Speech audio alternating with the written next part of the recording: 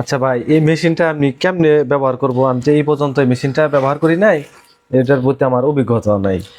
আপনি এই যে কন্ট্রোলারগুলো দেখতে পাচ্ছেন, এগুলা কিন্তু আমরা আগে থেকেই সেট করে দিয়ে থাকি। এগুলা কোনো প্রকার চাপাচাপি করবে না। এখানে মূলত দুইটা কন্ট্রোলার আছে, এটা হচ্ছে কারেন্টে চলবে, আর এই যে ছোট্ট যে ডিসি কন্ট্রোলারটা আছে এটা কিন্তু ব্যাটারিতে চলবে।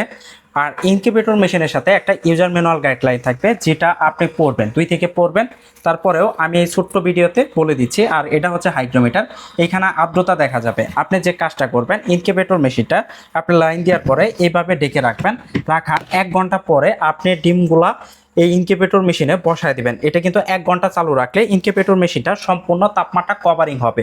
অর্থাৎ আপনার এটা সব কিছু ঠিকঠাক আছে কিনা, এই মিটারটা যে দেখতে পাচ্ছেন এটা কিন্তু সম্পূর্ণ অটোমেটিক কাজ করবে। যখন তাপের প্রয়োজন হবে এই ভিতরে থাকা বাল্বটা জ্বলে উঠবে। এই যে ছোট্ট যে বাল্বটা দেখতে পাচ্ছেন 60 ওয়াটের, এটা জ্বলে উঠবে। যখন তাপের প্রয়োজন শেষ হবে এটা অটোমেটিক নিভে যাবে। এটা অটো কাজ করবে, আপনার তাপের বিষয়ে কোনো কিছু করতে হবে না, এগুলো সম্পূর্ণ অটো কাজ করবে।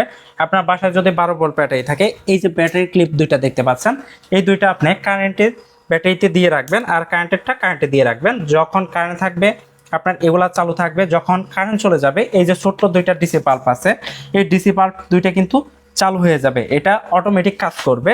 আর আপনি যে কাজটা করবেন, ভিতরে আপনি ডিম বসায় রাখবেন এবং দিনে 2 থেকে আপনি যখন ফ্রি থাকেন, এটা অত বাধ্যবাধকতা না। আপনি যদি একবেলা ডিম ঘুরাই দিতে পারেন ঘুরাই দিবেন, এইভাবে জাস্ট এলোমেলো করে দিবেন ডিমগুলা।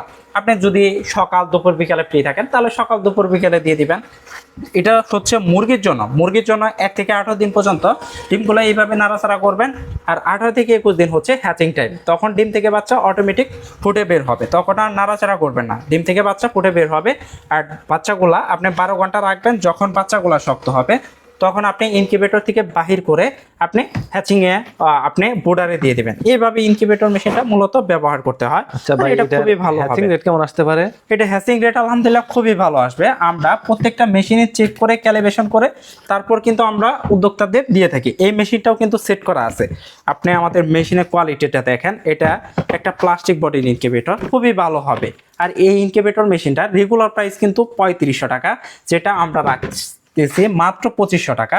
আপনি কিংবা আমাদের অডিয়েন্স যারা নিতে চান এই মূল্যে কিন্তু নিতে পারবেন।